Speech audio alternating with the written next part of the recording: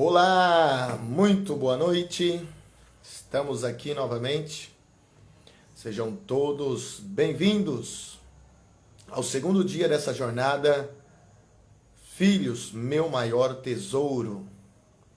E nós estamos aqui nessa jornada, a jornada do resgate, resgate do seu tesouro, resgate do tesouro maior, que é os filhos.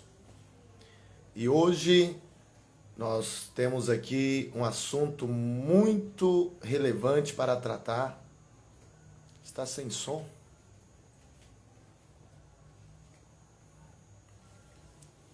Nossa.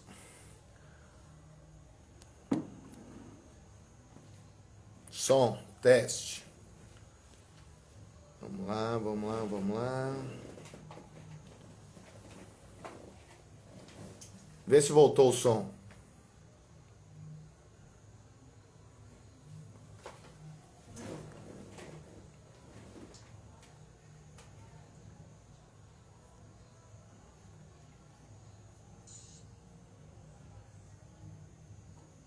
Som? Som, teste. Ah, voltou. Pronto, tá chegando para mim aqui. Vê se voltou o som. Boa noite, Beatriz, paz do Senhor. Vamos lá. Gente, então hoje tem um tema muito importante, um tema muito bom. O Francisco, deve ser, talvez, se você estiver usando microfone no... Bom, você usa fone de ouvido, né? Então tem que funcionar. Boa noite, Beatriz, paz do Senhor. Então, hoje o tema é: não perca os seus filhos para as drogas. Né? Hoje estamos vivendo aí um dilema muito terrível. Muitas crianças, né, na pré-adolescência, adolescentes, jovens, sendo, vamos dizer assim, escravizado pelos vícios, tendo a sua vida toda comprometida com os vícios, né, com as drogas lícitas e com drogas ilícitas, né? E é um tema que muito relevante para nós abordarmos aqui hoje. E para abordar esse tema, né, eu convidei o meu amigo, né, irmão Francisco Régio. Ele é especialista, né, já trabalha em recuperação, tem uma vasta experiência em trabalhar com recuperação de dependentes químicos, né? Em atendimento de dependentes químicos, reabilitação de dependentes químicos, né? Ele é psicólogo, coach, atua em desenvolvimento pessoal, uma pessoa realmente fenomenal que tem muito a contribuir aqui com a gente hoje. Lá do interior de São Paulo, São José do Rio Preto, bela cidade, São José do Rio Preto. E eu quero pedir uma coisa: você que vai entrando, vai chegando, já vai colocando o seu aviãozinho aí, tá? Manda aí para o maior número de pessoas, vai compartilhando, clica no aviãozinho aí. Você vai clicar no aviãozinho também? Vamos lá. Para o maior número de pessoas. Quantas famílias você já pensou que pode estar sofrendo com dificuldade, com filhos, com adolescentes, com crianças? E essa página está aqui para apoiar, essa página está aqui para apoiar os pais e mostrar para os pais que é possível sim superar qualquer desafio na educação dos filhos. E mostrar um caminho, né?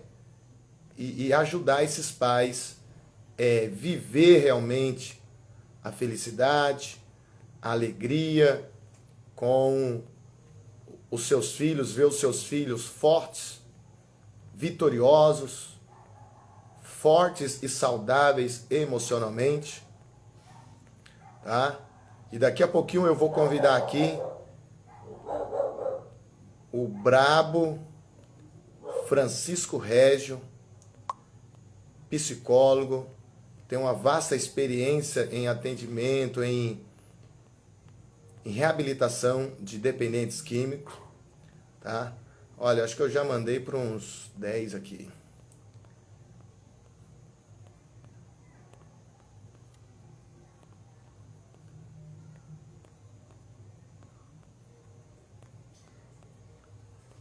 Vamos lá.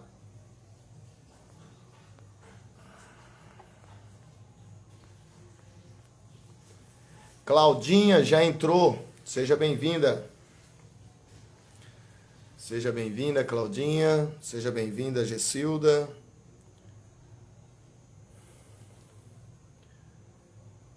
Destrava isso aqui.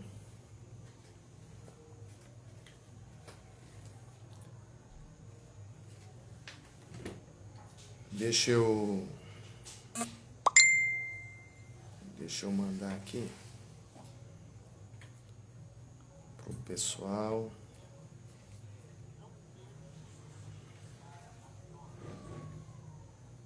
Vamos lá, gente. Eu só tô esperando vocês mandar o aviãozinho aí, que eu já vou convidar meu amigo.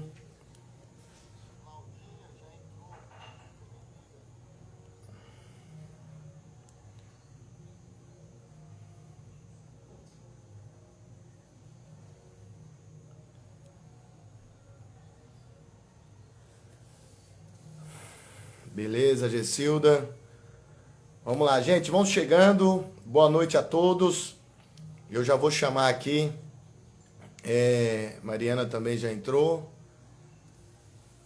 Boa noite. Eu já vou chamar aqui o convidado de hoje. O tema hoje é: não perca os seus filhos das drogas.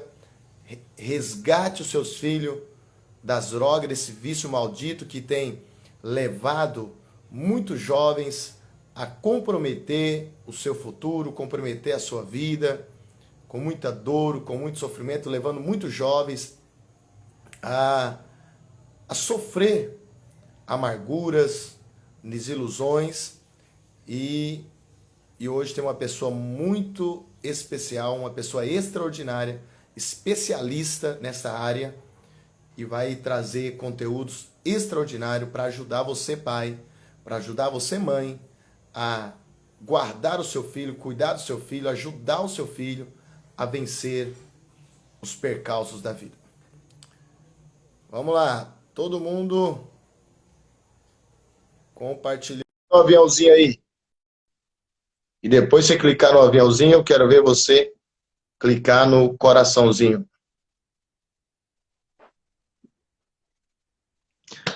Vamos lá, Francisco, seja muito bem-vindo, meu amigo. Tudo bem? Muito boa noite, muito obrigado. Tá me ouvindo bem? Tô ouvindo bem. Graça e paz. Gente, bem, muito obrigado. Esse aí é o Francisco. Eu conheci ele numa formação em coach pela Febracis, a mesma instituição que eu fiz a formação, né? Inclusive também no mesmo curso, né? O mesmo curso Educar, Amar e Dar Limites para Ministrante, né? A gente participou da mesma turma. E então a gente criou essa conexão, né? O Francisco é psicólogo, coach, atua hoje com desenvolvimento humano, desenvolvimento de pessoas, e é especialista também, né, com uma vasta atuação em reabilitação de dependentes químicos. Então, ele tem muito a contribuir hoje, tá? E, Francisco, gratidão por você aceitar o nosso convite e poder contribuir aqui com a nossa página, esse projeto, a Conexão Família. Tem muitas pessoas aqui que nos seguem, né, que está enfrentando um embate terrível para ajudar os seus filhos, proteger os seus filhos, resgatar os seus filhos. E hoje é o segundo dia dessa jornada, e agora é contigo aí. tá? Fica à vontade. E eu creio que todos nós vamos ser muito abençoados aqui. Amém. Quero te agradecer mais uma vez, Ezequiel, pelo convite. É sempre muito importante nós falarmos sobre esse tema. Porque como todos os temas tabus, ninguém gosta de falar, né? Verdade. E eu quero fazer uma breve explanação da minha história na psicologia e na palavra, e ela é muito importante. Veja, quando nós escolhemos uma profissão, nós geralmente olhamos pelo lado financeiro. Essa é a tendência de todo mundo. Olhar pelo lado financeiro, olhar a estabilidade, quanto vai ganhar, status na profissão e tudo mais. Quando eu entrei pela psicologia, a minha ideia era conhecer o ser humano, saber quais são as suas dores e como lidar com essas situações. Assim como eu, todos temos dores, né? E nesse contexto, eu fui percebendo que existia uma demanda muito reprimida de pessoas que queriam e necessitavam de um processo terapêutico muito mais profundo. Mas esse processo terapêutico ele é complicado por quê? Porque lida com as dores mais complexas do ser humano, que é aquela depressão profunda, é a dor do luto, é uma ideação suicídia, é uma dependência química, ou seja, tudo aquilo que dói intimamente na alma do ser humano, que são as dores mais complexas. A maioria dos meus colegas psicólogos, por incrível que pareça, eles não gostam de atuar neste processo. Então eu já parti imediato para fazer uma especialização em psicologia da saúde. Ali eu atuei no atendimento, do pronto atendimento, no PA, né, que é a emergência, e também fui trabalhar na UTI. Então eu trabalhei em 2 pontos ali, que era assim, é o ponto nevrálgico. Ou você entra pela UTI, pela emergência, e ali nós vamos acolher quem não o cliente, mas a família, né, porque está naquele estado deplorável, não se sabe, um acidente, alguma coisa desse porte. E também tem a questão da UTI. Então, muitas vezes, ali, para dar um acolhimento numa família, às vezes a pessoa está até consciente, consegue esse processo. É muito complexo. Então, eu percebi que muitos dos colegas não gostam de atuar com luto, suicídio, dependência química, essas partes mais pesadas. Eles querem lidar mais com as coisas mais leves do cotidiano, uma determinada depressão, uma ansiedade, um transtorno, isso, aquilo, outro. Não que eles queiram escapar, mas nem todas as pessoas têm uma estrutura psicológica, porque por trás de nós também tem que ter os psicólogos. Apesar de nós sermos psicólogos, nós também, né, fazemos o nosso processo terapêutico. Afinal de contas, cuidar da vida dos outros é fácil, mas da nossa vida é difícil. Verdade. Então, nesse estudo, nesse processo todo, eu fui sendo encaminhado meio que o automático para essas demandas. E o meu último trabalho, digamos assim, dentro de uma instituição que não fosse a minha própria clínica de atendimento, de consultório, foram 2 anos de experiência numa clínica de dependente químico masculina. Então, eu trabalhei das 8 às 5 da tarde, atendendo 40 pessoas por semana, diariamente, entre 8 e 10 pessoas. Então, assim, são histórias de fantásticas a absurdas. Tudo que você possa imaginar sobre dependência química. As histórias que são muito mais ricas do que o conteúdo técnico-científico de uma psicologia. Então, eu quero trazer essa experiência que eu acho que é importante. Porque foi esse olhar da família, porque ao mesmo tempo que eu estava trabalhando e atendendo a pessoa que estava ali numa clínica involuntária, trabalhando, sendo atendido de forma involuntária, porque ele não tem mais habilidade social de lidar no meio da sociedade sem esse produto psicoativo, sem a bebida, o cigarro, que muita gente acha que não é uma droga, mas ela é uma droga, e tantas quantas outras substâncias psicoativas. O medicamento utilizado de forma inadequada é uma droga. Uma cola de sapateiro é uma droga. Então, existe uma infinidade de coisas que prejudicam o nosso comportamento e a nossa percepção cognitiva que as pessoas não consideram. Tá? E isso precisa ser desmistificado. Assim como teve na época do descobrimento da AIDS, o que eles fizeram? Eles simplesmente começaram a ocultar as informações, começaram a esconder as pessoas. Então, isso demorou dezenas de anos até eles descobrirem que era preciso falar sobre as informações. Quando foi o câncer, que também foi abalado em toda a população mundial, Aí já perceberam que por conta da demanda da AIDS, o câncer precisava também ser falado. E aí demorou-se, digamos, anos, não tanto como foi a descoberta sobre a AIDS em comunicar. Sim. A pandemia também foi uma outra história para nós. Quando a pandemia apareceu sobre essa doença, o que eles perceberam? Quanto antes nós comunicarmos, passarmos as informações, mais as pessoas têm a habilidade de lidar com a situação. Então foram o quê? Meses. Então veja, a comunicação, quanto antes ela é passada, a informação, esse conhecimento básico, quanto antes for passado, é a melhor ferramenta que você tem para lidar com todo tipo de situação. E aqui nós falando de dependência química é justamente este processo.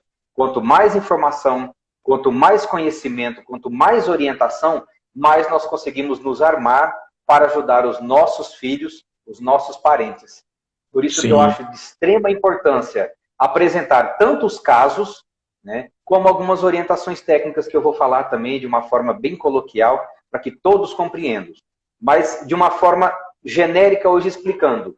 A dependência química, ela não é individual. Só para a gente começar esse diálogo. Ela não é individual, ela não é um problema do usuário. Ela é um problema da sociedade. Ela é um problema da família, sim, porque a família ela é considerada codependente. O que é isso? Ela não utiliza, mas sofre as mesmas consequências do indivíduo que faz o uso. Então ela adoece tanto quanto a família, tanto quanto o indivíduo. E saber lidar com essa situação é muito mais informação do que atitude comportamental de eliminar, ignorar, xingar, questionar, colocar defeito, ficar apontando essas coisas. Então nós precisamos tomar muito cuidado com relação a isso. Então dessa forma eu quero assim que todos prestem bem atenção, né, das histórias que eu tenho a passar, e nós vamos fazer esse bate-bola justamente porque o conceito do criar e educar filhos dentro desse conceito, né, da dependência química. O que é, quando começa, quando que isto pode ser um alarme, quando que eu tenho que olhar e perceber que o meu filho está, não porque ele está utilizando, mas de repente porque ele está se comunicando. E não é não deixar de falar, porque muitas vezes a pessoa diz assim, não vou tocar no assunto, não vou falar, deixa tudo quieto. Não, muito pelo contrário. O diálogo, a informação é uma ferramenta extremamente importante neste processo. Se não há diálogo, não há informação, não há como lutar. Aí nós vamos cair no problema que é a dependência se instalar, o vício se instalar, que são duas coisas diferentes, vou explicar. E aí quando a pessoa, nós falamos ali no mundo da dependência, você acaba caminhando para 3 Cs, na linha da palavra, para dizer, dependendo do estado em que você se instala com esse processo, você vai acabar em uma clínica de dependentes químicos, que é o primeiro C. Você pode ir a uma cadeia, que é o segundo C. Ou você pode terminar em um cemitério, que é o terceiro C. Caraca! Então não é para assustar, é para dizer que isso é quase que um fato comprovado daquele que não luta e não trabalha. É certeza, tá, absoluta, que se você continua nessa situação, só existe este caminho. E claro que nós estamos falando de forma comportamental, não estamos dizendo aqui em questões espirituais, em questões de estudos, em questões de outras atitudes que são fundamentais nesse processo. Tá? Principalmente a coluna chamada espiritualidade. Sem essa, meu querido, não tem fundamento trabalhar com este processo. Porque a maioria ou todas as clínicas de dependentes químicos que têm a sua fundamentação espiritual, trabalha a espiritualidade, ela sim tem esse como o pilar principal de sustentação no processo terapêutico. Porque não há mudança se não houver uma transformação, se não houver um conhecimento, se não houver entendimento. Medicamento por si só não funciona, psiquiatra por si só não funciona, psicólogo por si só não funciona, terapeuta ocupacional também não faz o processo, trancafiar em uma clínica e não fazer nada não funciona. Então é um conjunto de informações, é um conjunto de trabalho, é uma equipe multidisciplinar que vai lidar com este processo. Mas isso é quando chega no estágio final da droga, que é você ir para a clínica. E aqui nós vamos trabalhar o quê? como prevenir para que não chegue a isso. Essa Sim. ideia, esse é o propósito. Sim, com Eu certeza. gostaria que você colocasse as suas perguntas, as pessoas pudessem fazer as perguntas a respeito de tudo isso. Estou à inteira disposição para responder. Sim. Olha, gente, vocês que estão aí, vocês sabem o tanto que é dolorido. Para mim, dói o coração quando chega a família para mim, com filhos em situações de dependência química. E nós estamos aqui justamente para isso, para ajudar, para apoiar. E você conhece muitas pessoas, você conhece muitos jovens, muitas famílias. Manda esse aviãozinho e manda também a sua pergunta. Manda a sua pergunta, manda o seu comentário, manda a sua dúvida, tá? Estamos aqui com um especialista, né, na área de atuação, então tem muita coisa boa.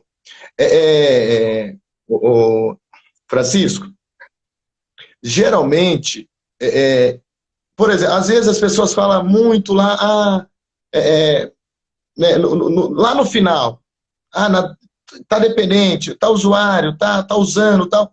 Mas antes disso, o que leva, qual é a raiz que leva, o que falta dentro da família para esse adolescente, né, para essa criança, né?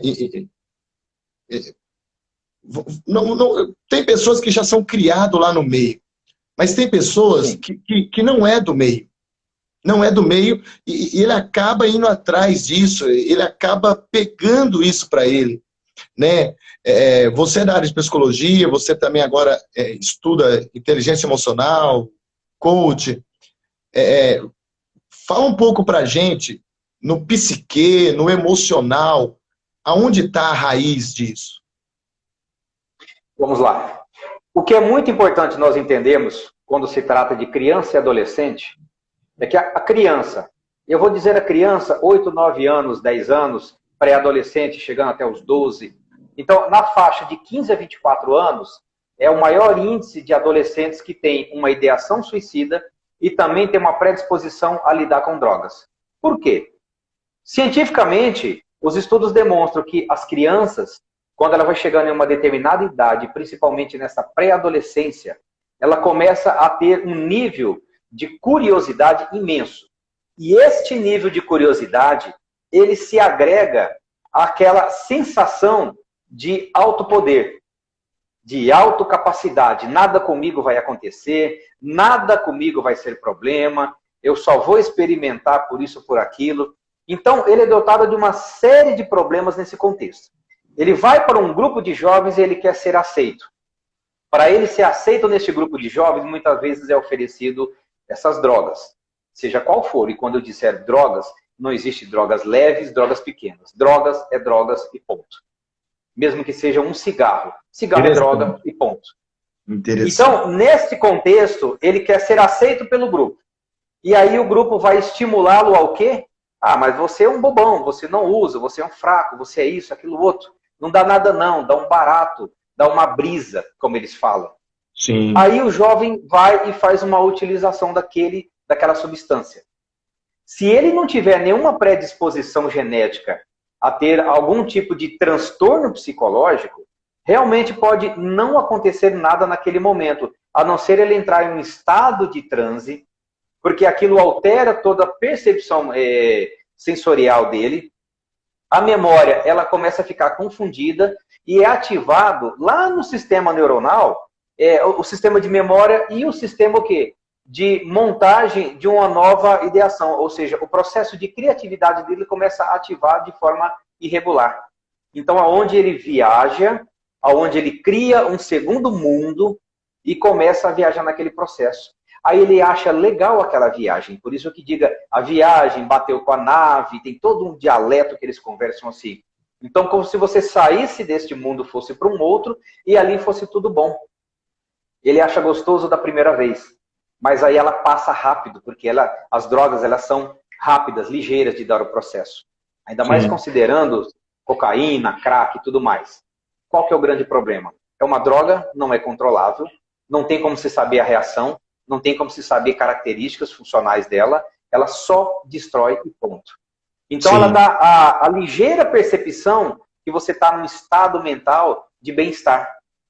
Ela te traz uma euforia, te traz uma alegria exacerbada. Às vezes você está naquele medo, tudo, ela te acalma, mas não é ela que te acalma, é o princípio ativo dessas drogas que vão agir na sua mente e vão deturpar a sua percepção. Então você sai da realidade. Para tudo isso, o que significa? Eu quero participar, eu quero ver. Então a curiosidade é o principal fator de entrega, porque ninguém, né, coloca uma arma na cabeça de uma criança, ninguém obriga um jovem, simplesmente estimula. Aí ele acha gostoso e entra a primeira vez. E o pior erro é apresentar. O segundo erro, achar que vai dar conta de sair sozinho. Então a curiosidade é um problema terrível neste processo. E essa curiosidade, poderia dizer, que nem a gente estuda lá aquele processo das memórias, né? Nós somos as nossas memórias, e poderia ser, no caso, a falta das experiências de pertencimento, experiência de importância, experiências de conexão e amor, que às vezes em algum momento da sua infância faltou? Veja, você falou dos 7 padrões memoriais, né? Isso. Eu até anotei-os aqui para comentar sobre este processo. Pertencimento, importância, conexão, limite, autorresponsabilidade, generosidade, crescimento e missão, significado. Sim. Eu vou fixar em dois pontos aqui. Pertencimento e conexão. O que acontece? Quando que um jovem vai buscar, fora do seu ambiente familiar, um aconselhamento, um acolhimento, uma orientação, quando ele não tem dentro de casa? Ah, mas um jovem não fica conversando com o pai. Fica. Se ele tem um pai que é presente, o pai conversa sobre tudo. O pai fala sobre todos os problemas. Se ele confia no pai, ele não tem que dar dúvidas ao que o pai disser. Drogas faz isso, drogas é aquilo. Ou passar para alguém que possa orientar. Então, se ele não tem esse pertencimento dentro da família, aonde que ele vai buscar informação? Lá fora. Sim. E lá fora não é o lugar mais seguro para se buscar informação. Verdade. E a conexão é justamente isso. Aí chega lá, o que acontece? O que muitas pessoas falam? Ninguém vai adotar o meu filho. Eu me lembro do programa do Ratinho, que ele sempre dizia assim, traficante nenhum vai adotar o meu filho, porque eu ensinei desde o começo o que é certo, o que é errado, o que é droga e o que não é. Então, quando você tem informação, tem conhecimento, passa para o teu filho, o risco dele usar é infinitamente menor do que aquele que fala assim, ó, não usa droga. Aí, sob pressão, se você usar droga, você vai dizer o quê? Você tem que orientar. E tem que dar o caminho. Ele tem que estar conectado com você, pai, com você, mãe.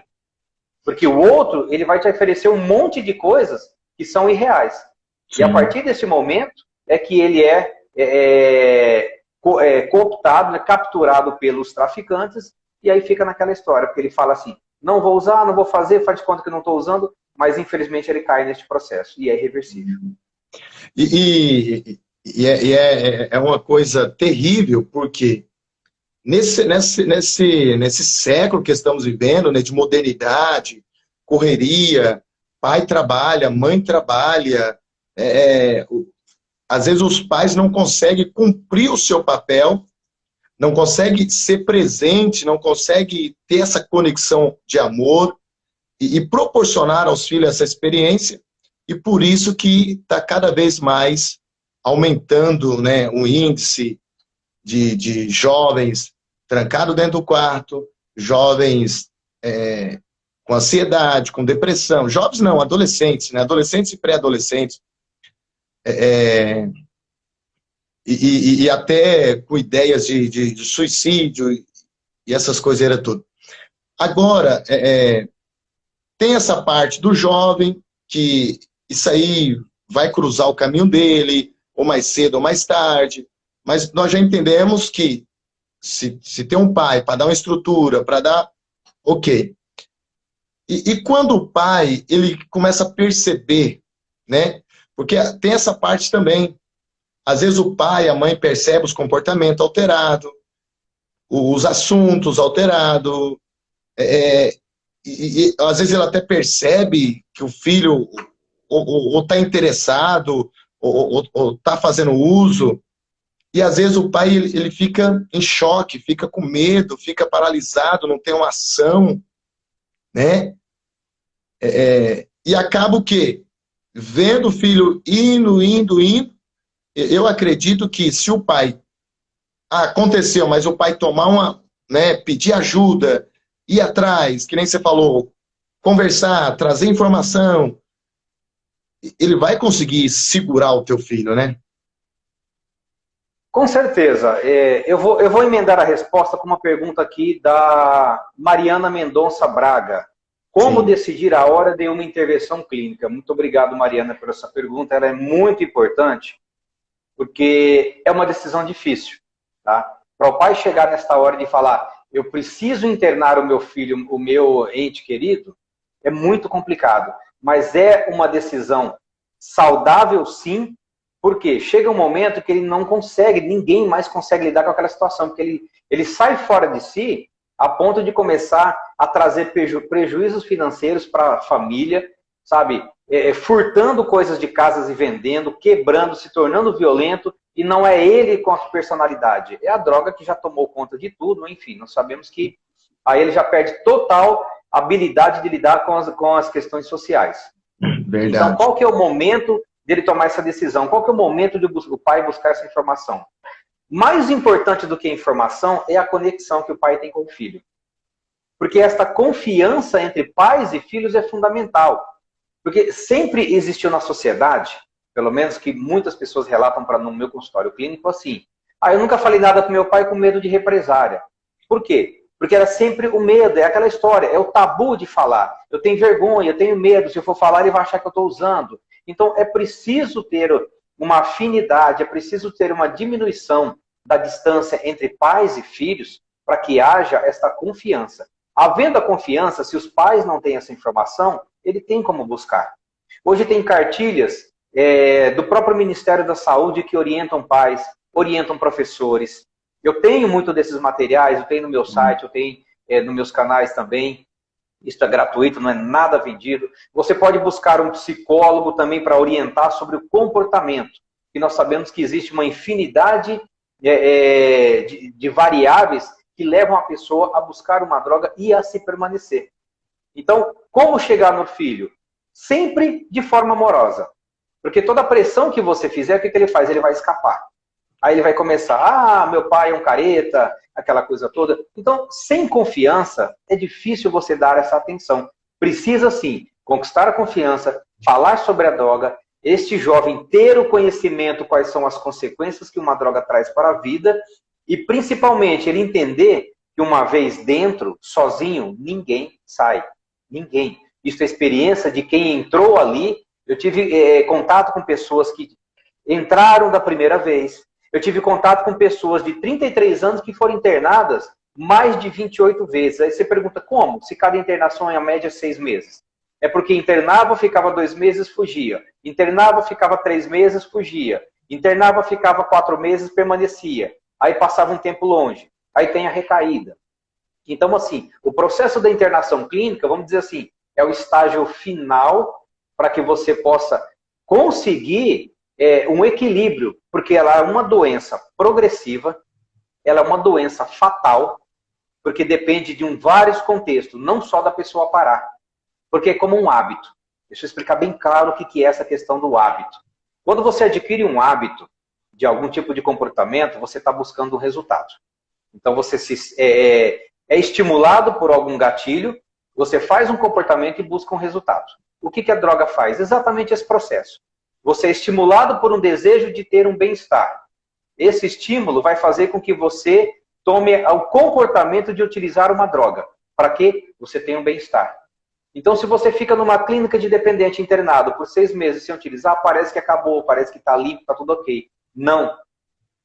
Quem te levou para as drogas foi, a princípio, um prazer. Depois foi o desespero, porque você já não queria ficar mais sem aquilo. Tornou-se uma dependência. Você fica um tempo sem utilizar. Quando você volta para a vida social, o que acontece? Enquanto a vida está tranquila, ok. Mas acontece algum abalo emocional, seja qual for, qual que é o primeiro risco que você tem? De imaginar assim, eu vou buscar a droga porque ela alivia a minha dor. Então é um hábito instalado e o hábito nunca se perde. Ele fica sem ser utilizado. O que nós temos que fazer? Instalar um novo hábito. Fazer o quê? A mudança de comportamento dele para buscar aquele efeito de estabilidade emocional sem utilizar a droga. Então temos que mudar o comportamento para que ele tenha o mesmo resultado. Por isso que ninguém consegue sozinho. É muito difícil, humanamente impossível, se conseguir sair de um processo desse, porque está uma reação química. Então os pais precisam conversar, orientar, passar essas informações e deixar muito bem claro quais são os riscos. Porque em determinada idade, a pessoa já tem a autorresponsabilidade, ela precisa ter essa autorresponsabilidade, que é um dos pilares, né? Sim. Então, se ela não tiver essa autorresponsabilidade, depois aí os pais querer se culpar porque não fez algo. Mas veja, a todos tem que dar essa autorresponsabilidade.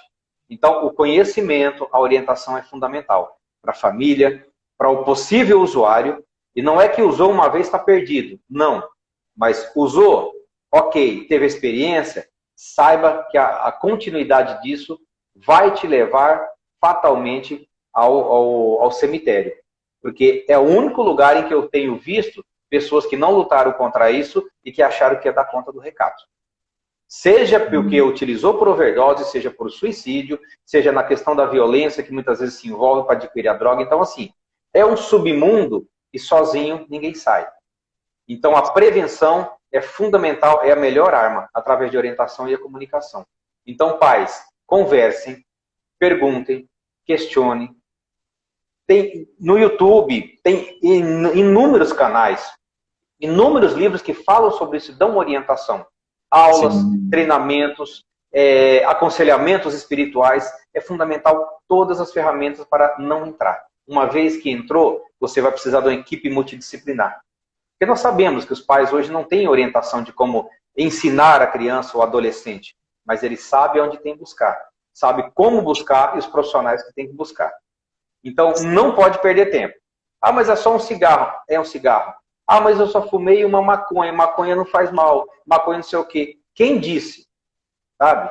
E o velho costume. Ah, mas a maconha é medicinal. Não. Dos 107 princípios ativos que tem na maconha, somente um é utilizado de forma medicinal. Ele tem que ser tratado quimicamente por uma indústria farmacêutica e ser extraído. Então, são 107 princípios ativos que são maléficos e um que é benéfico. Que então, ótimo. Isso é jogada de quem quer vender uma ideia. Eu vou até anotar isso aqui. 107 princípios ativos são maléficos. Só um que é benéfico, né? Princípio, tem o THC. Eu posso estar me mudando em uma palavra ou outra, em um número ou outro, mas é por volta de 107, cento e poucos números mesmo. Não sou tecnicamente, mas eu sei que esta informação. Somente tem um princípio ativo que é utilizado, que é para tratar o quê? As pessoas que têm um problema, não de dislexia, mas tem um problema de disfunção comportamental, que ela tem muito ataque epilético. Então, este princípio ativo, ele melhora. Aí a pessoa fala, mas eu tinha muito ataque epilético, comecei a fumar, melhorou. Sim, melhorou uma coisa, mas prejudicou cento e tantas outras. Você não sabe o que está indo para dentro. E aquela história, mas é natural. Tá, veneno também é natural e mata. E aí, você tomou veneno? Então, é mais uma historinha que contam. É natural, é não sei o quê. Conversa fiada para poder vender o produto. Sim. Bom, o melhor caminho é o quê? É aquela coisa, né? O educar dá trabalho. E às vezes as pessoas preferem se ocupar com tanto qualquer outro trabalho, né? Em troca de dinheiro, em troca de status, em troca, sei lá, de qualquer outra coisa. E acaba que não dedicando a esse trabalho, que tem que ter uma atenção, tem que ter uma dedicação, né? E depois custa caro, né? Custa caro para todo mundo, para a família toda, né? Olha, eu digo uma coisa, terceirizar a educação dos seus filhos significa jogar no mundo a responsabilidade de ser pai, jogar os seus filhos no braço do mundo e rezar. Porque só vai bastar isso o pai fazer quando ele jogar a responsabilidade da educação dos seus filhos. Cabe a cada pai educar. Não sei como educar? Busque um educador, busque um orientador. Mas essa informação precisa ser passada. O pai, os pais, os familiares precisam saber que uma vez dentro deste processo, sozinho, humanamente impossível. Precisamos de ajuda. E como a Mariana perguntou aquela hora, como que eu sei que é a hora de buscar uma clínica? Justamente quando você não tem mais como segurar essa situação. Quando a pessoa já está completamente disfuncional, roubando coisas de dentro de casa, já mente, já não fica mais num ambiente saudável, já está se desfazendo de todos os seus bens para poder buscar droga. Então a pessoa começa a tirar do seu convívio social aquela estabilidade e começa a vender tudo para buscar droga. Então não precisa chegar a isso. Mas quando ela começa a perder dia de serviço, ficar violento, bater nos filhos, entendeu? Ou começar a demonstrar reações violentas e ficar dependente sempre daquele tipo de droga, seja qual for, tá? É hora de conversar. Então, cada caso é um caso nesse questionamento. Mas, geralmente, as famílias procuram as clínicas quando elas não suportam mais. Geralmente, elas ligam e falam assim, olha, não dá mais jeito, ele já está vendendo coisas de casa, ele está violento, ele já não ouve mais a gente, ele já não come, ele já está se desfazendo de tudo para poder gastar. Enfim, é uma situação que a família não consegue mais controlar e aí você precisa realmente internar uma pessoa para que ele tenha afastamento da sociedade, afastamento do ambiente em que ele está utilizando, para que ele retome a consciência, vá fazer um tratamento terapêutico, laborterapia. Tem uma série de trabalhos que é feito dentro de uma clínica, que a pessoa ela fica o tempo inteiro fazendo algum tipo de atividade. Não pense que uma clínica terapêutica é um spa, que você vai ficar lá sem fazer nada olhando para o céu. Não. Tem várias atividades terapêuticas. Estudo, tem estudos religiosos, tem acolhimento, tem culto, tem tratamento, tem atendimento psicológico, psiquiátrico, todo o processo, educação física, tudo. Então, é um processo lá dentro. Para quê? Para que ele saia da fissura, ele saia da abstinência, ele começa a se desvincular. Porque uma vez instalado o vício, você tem que dar o quê? A manutenção nele para o resto da sua vida. Eu comparo, assim, para as pessoas terem uma ideia do que é alguém que já está instalado no vício e entrou para uma clínica e volta. Eu falo, imagina uma pessoa que ela tem diabetes e ela precisa tomar insulina. Diabetes não cura, consequentemente você tem que fazer o quê? Lidar com a diabetes o resto da sua vida. E a dependência química é a mesma coisa. Dependendo do estágio que você tiver, você vai lidar com a manutenção o resto da sua vida. O que é a manutenção? Vigiar, tá? Sair de ambientes que lhe dão essa condição de usar novamente, cuidar do seu emocional, cuidar do psicológico, cuidar da sua saúde física, cuidar da sua saúde biológica, com alimentação, exercício, mudança de comportamento. Então, é uma infinidade de coisas que tem que fazer. Então, veja, para você estragar a sua vida, basta uma atitude, um uso. Para você consertar, olha a quantidade de comportamentos que você tem que mudar para você voltar ao mínimo de estágio de decência para a sua vida. Caraca. Então, são coisas muito complexas para você dizer para uma pessoa, é só um tapinha, foi só um traguinho, foi só um gole. Né? Eu vou contar rapidamente aqui uma história que acontece muito frequência dentro das clínicas. Toda vez que a gente perguntava ali no processo terapêutico, como que você começou a utilizar isso? Eu comecei porque meu pai, na época, trazia bebida para casa, cerveja, enfim, qualquer coisa desse tipo. E quando ele trazia cerveja, às vezes ele me oferecia um copo, eu tomava um copo. E assim foi tomando. Assim, e aí da cerveja você partiu para onde? Aí dessa cerveja eu parti para pinga, aí da pinga eu já estava fumando, aí do cigarro eu conhecia a maconha, da maconha eu conhecia a cocaína, conhecia o crack, conhecia os outros e foi. Então, seu pai faz uso de tudo isso? Não, meu pai não usa. Interessante. Então você começou por conta de um copo de bebida. Por causa de um copo de cerveja que teu pai te ofereceu, ou um cigarro que ele pediu para você acender para ele. Né? Que o mal começa por aí. É inofensivo, não faz nada, não deturpa, enfim. Então, de tanto ouvir várias pessoas chegarem com essa desculpa, certa ocasião, eu fiz uma reunião com todos, né? Eu falei, eu vou contar para vocês a história de uma pessoa. Né? E comecei a relatar a minha história de vida com relação ao uso de álcool e drogas. Né? Não que eu usei, foi justamente o contrário, que eu não usei. Aos 14 anos de idade, meu pai tinha uma mercearia, E ao lado da mercearia, ele abriu um bar, o famoso Boteco de Pinga. Porque tinha muitas pessoas ali em volta que faziam uso, a cidade era pequena e tudo mais. Enfim, simplesmente ele montou. Para mim, era uma lanchonete. Eu imaginava ser uma lanchonete. Mas quando ele começou a montar, e eu já trabalhava com ele ali na mercearia, e eu fui começar a montar as coisas, eu percebi assim que não tinha nada de lanchonete. Que ali era um balcão com vários freezers, com uma extensa bancada de cigarro, que antigamente fumava-se dentro dos ambientes, era uma loucura, todo mundo sabe, pelo menos quem nasceu no século passado, eu digo aqui. Então era terrível. Aí eu percebi, é um bar, é um boteco. Né? E eu falei, pai, mas aqui só vai ter isso, vai ter lanche?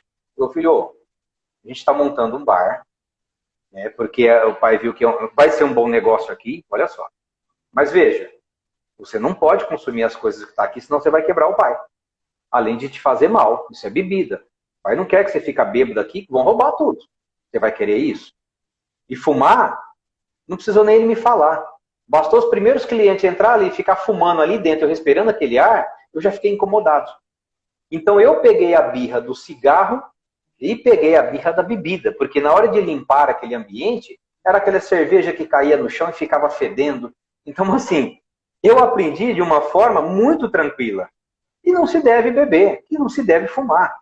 E eu peguei ódio por aquilo. E o que aconteceu aos 14 anos de idade? Eu toquei esse bar até os 17, quando eu fui para o exército, enfim. E graças a Deus até hoje tranquilo. Então quando as pessoas vêm com aquela brincadeira, foi um copo de cerveja, eu falei, então, meu querido, meu pai me deu um bar inteiro. Eu tinha todo tipo de bebida, eu tinha todo tipo de cigarro de graça, à vontade, a hora que eu quisesse, 24 horas por dia. E nem por isso eu fiz uso.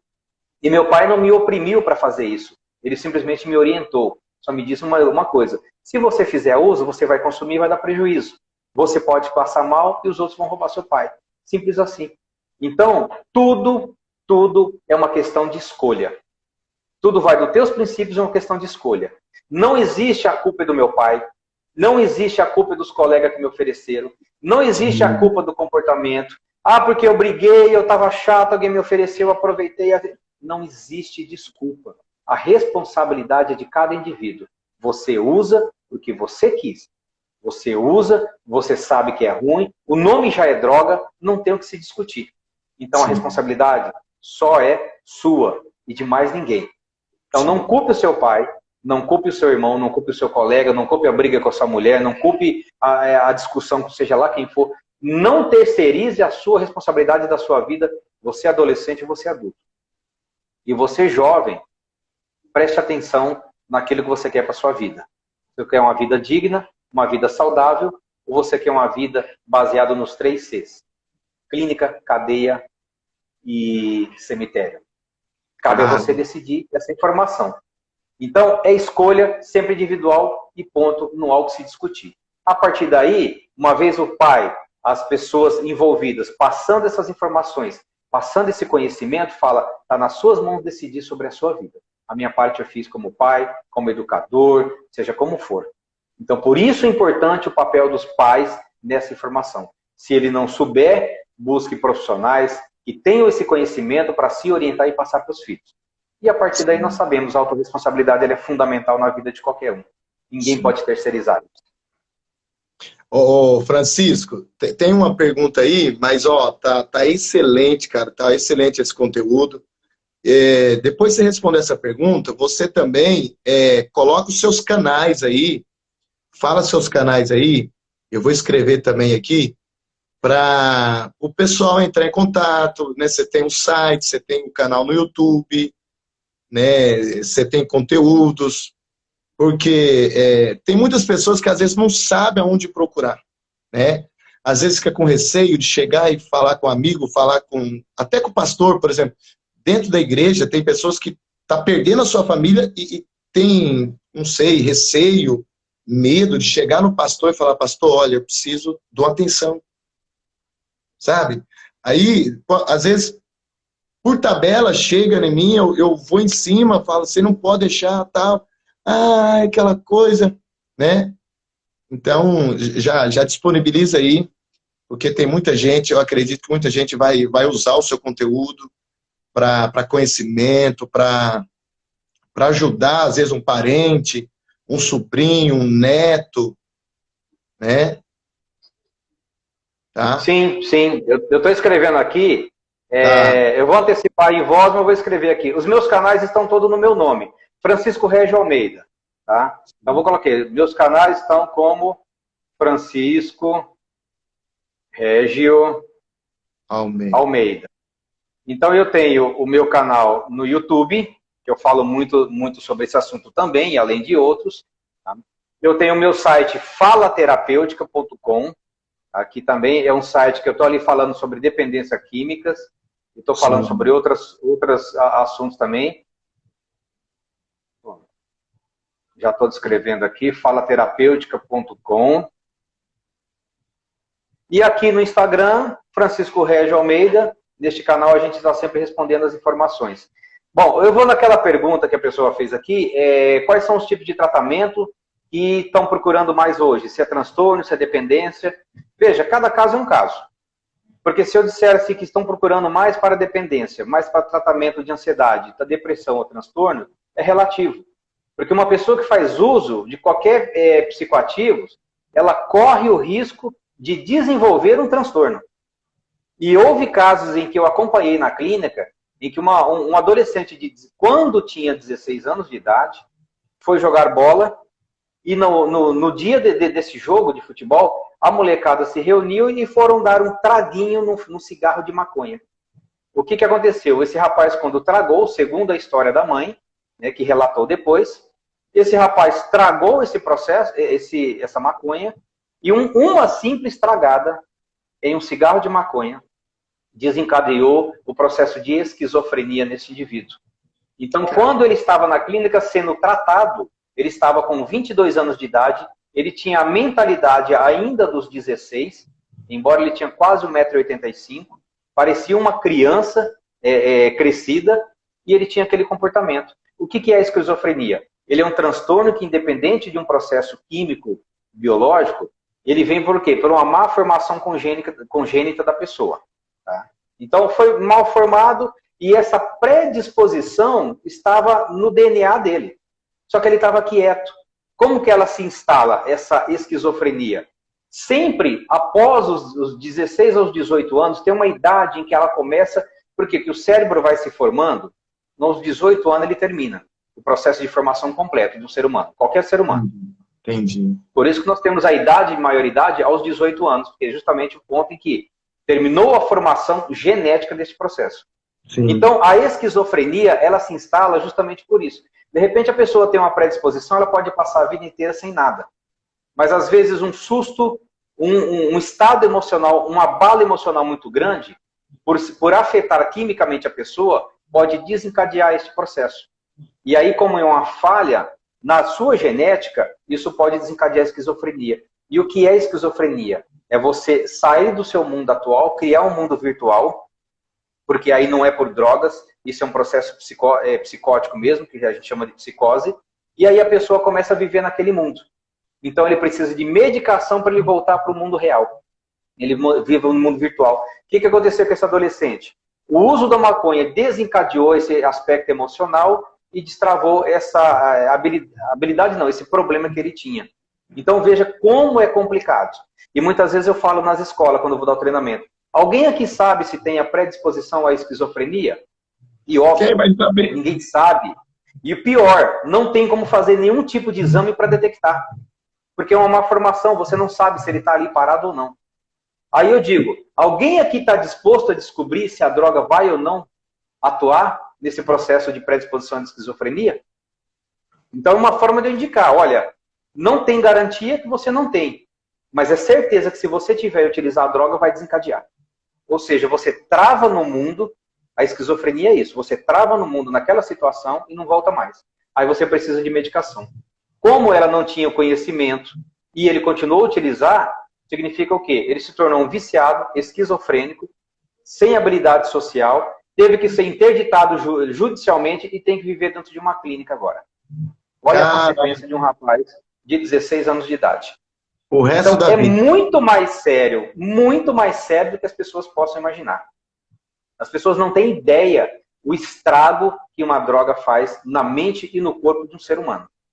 E quando eu digo droga, eu repito: bebida, cigarro, maconha, crack, cocaína, cola, seja o que for que altera a sua função cerebral. Sim. Então, quando as pessoas tomam consciência disso, aonde eu digo, aí está a tua autorresponsabilidade. Defina-se. Você quer arriscar a tua vida fazendo isso? Ok, a vida é sua. Mas faça da tua vida que não prejudique a vida dos outros, então, pelo menos. Por isso do processo da orientação. E a velha história, não, eu dou conta quando eu quiser, eu paro. Muito bem. 70%, 80% das pessoas que retornam para uma clínica de dependentes químicos é porque eles falaram que iam dar conta sozinhos. 70%, 80%. Então, o índice de reinternação é muito alto. Muito alto. Se fosse simples, internou, sarou, foi embora, perfeito. 70%, 80% retorna. Por isso, tantas clínicas, por isso, tantos problemas. E aí, quando você deixa uma brecha, nós sabemos isso que na palavra ele é muito funcional. Quando você deixa uma brecha aberta, ali está o vazamento. Então, esse é o processo. Se não fechar as portas, se não fechar as brechas, isso não vai para frente, não funciona. E o pilar espiritual que eu quero reforçar muito aqui é o que muitas vezes traz as pessoas à salvação. E eu tenho vídeo gravado, inclusive, de um rapaz que ele passou por um processo de tratamento comigo nesta clínica. Ele entrou, né, se autoproclamando o dono da biqueira, o dono da bocada, eu sou o cara, eu faço o aconteço, aquela coisa toda, e usando e viciando, etc. Com 3 meses, no processo que ele passou de espiritualidade, ele conseguiu enxergar a consequência, enxergar o problema, conseguiu reconhecer a palavra, e desde 2019 eu posso dizer que ele está livre. Por quê? Ele está estudando, está se tornando hoje um pastor. Então, desde lá, eu consegui dizer, é possível? É, mas quem é que fez a escolha? Ele. Então, através da palavra, sim, eu posso dizer que eu conheço um testemunho e tem gravado lá, no meu canal, essa informação.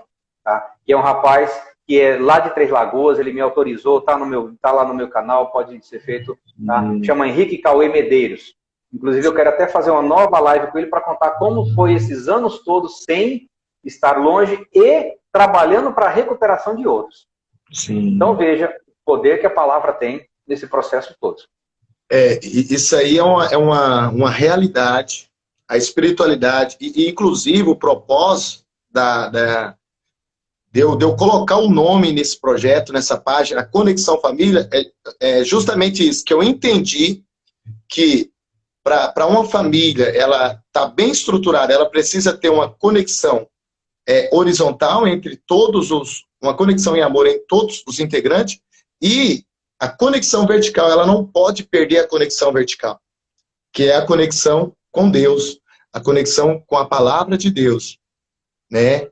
E quando eu trabalho, eu ministro esse curso, eu trago essa parte da espiritualidade, né? Porque, infelizmente, a gente está vivendo uma sociedade em que a mídia, enfim, tudo está cooperando para desconectar o ser humano de Deus, afastar o ser humano de Deus de maneira terrível. Mas, enfim. Francisco, olha, tá... Deixa eu te dar um dado, que esse acho que ele é muito importante também, para a gente falar como que a espiritualidade ela é fundamental no processo terapêutico. Eu sei que está passando o tempo aqui, mas essa informação é importante. Não, tranquilo, fica à vontade. Existe um livro, tanto dos alcoólicos anônimos, como dos narcóticos anônimos. É estudado esse livro, ele é desenvolvido por uma federação, foi feita nos Estados Unidos. Esse livro é muito utilizado no processo terapêutico dentro das clínicas, onde eles trabalham os 12 passos, tá, do processo terapêutico.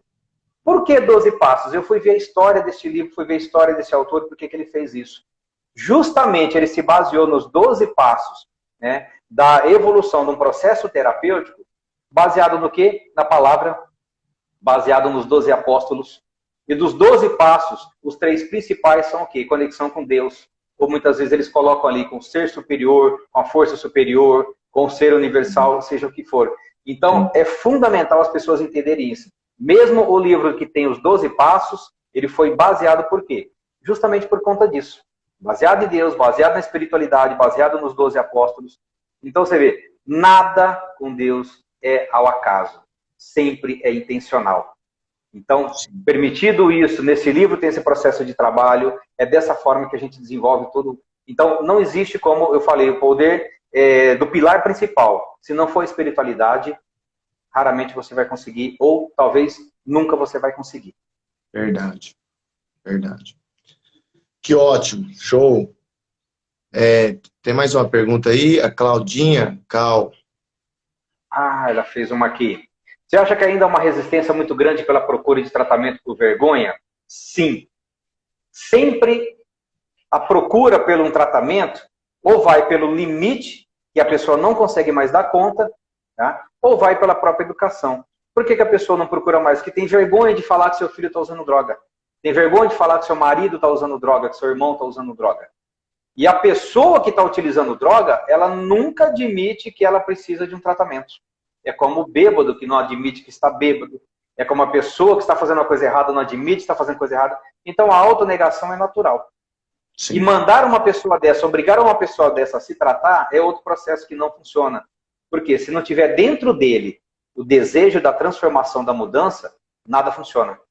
Então é um conjunto, é um contexto. E sim, Cláudia, a vergonha, infelizmente, ainda acontece muito no processo. Não tem como. As pessoas têm vergonha, as pessoas têm preconceito. Tá? Isso é muito importante informar. As pessoas têm preconceito. Muitas vezes elas procuram a terceiros, mas não procuram o seu pastor, não procuram o seu padre, não procura o seu mentor espiritual, não procura um psicólogo, mas procura qualquer outra pessoa. Aí quando nada funciona, a coisa começa a complicar, aí ela fala, poxa, eu poderia ter perguntado, né? E não foi.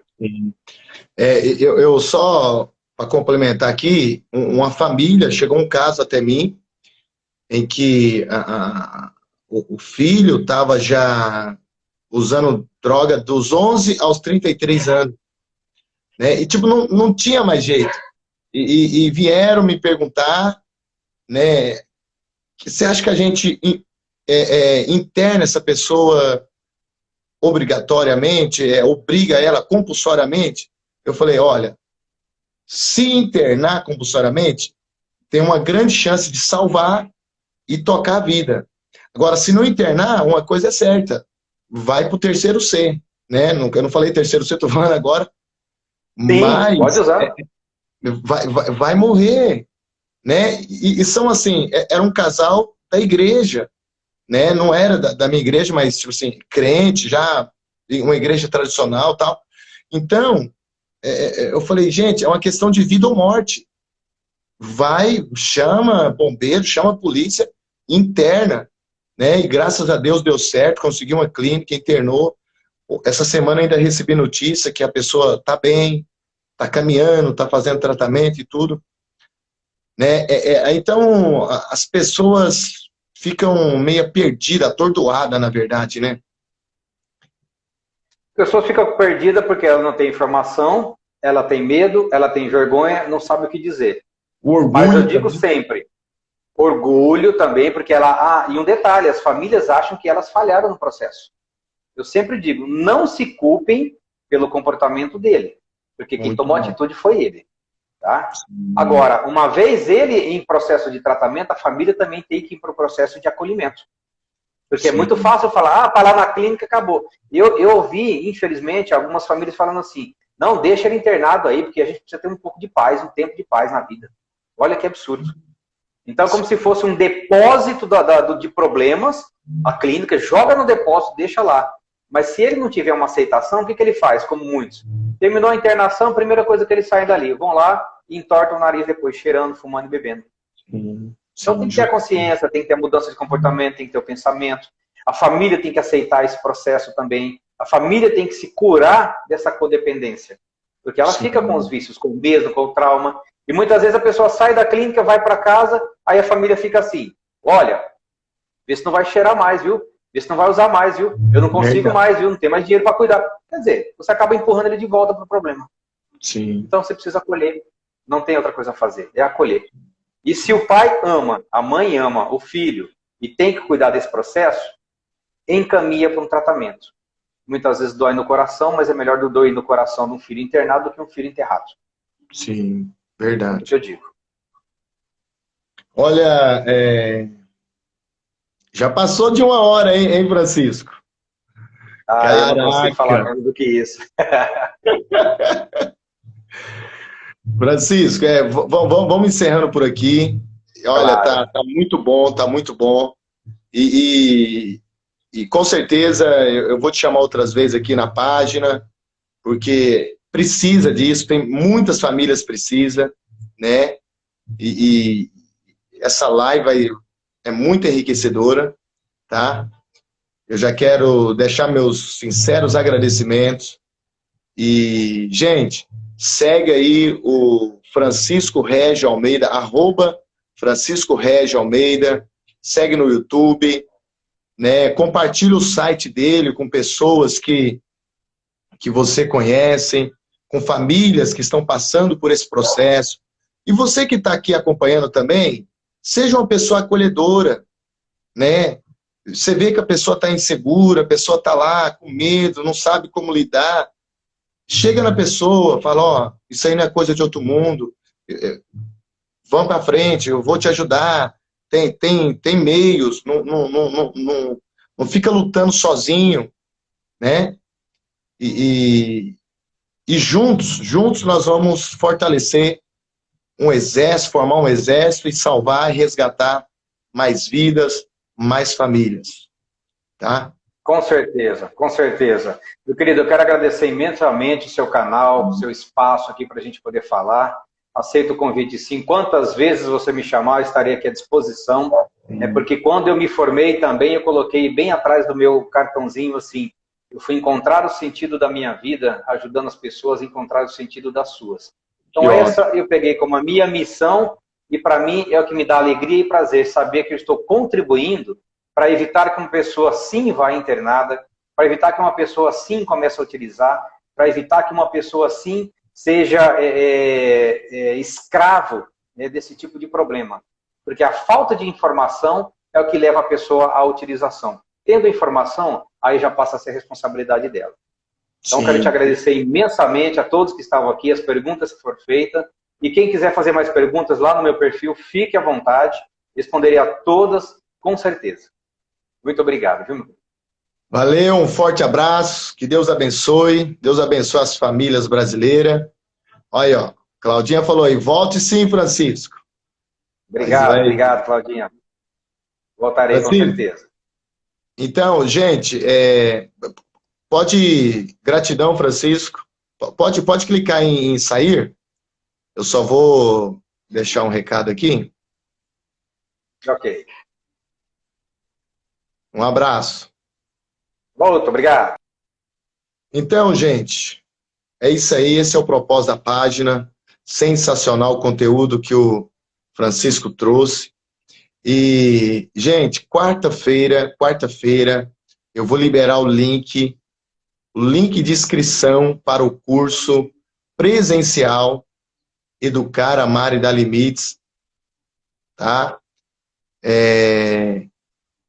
Então você não perca, eu quero que você compartilhe, eu quero que você ajude nós a alcançar o maior número de famílias, tá?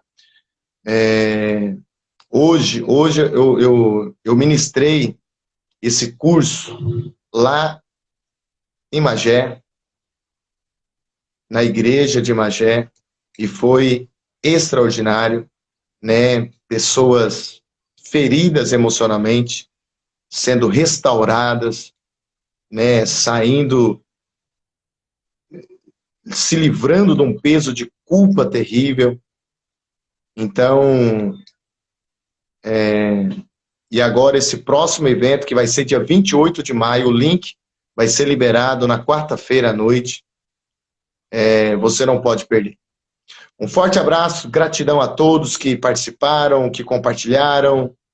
Fiquem com Deus, que Deus os abençoe, em nome de Jesus.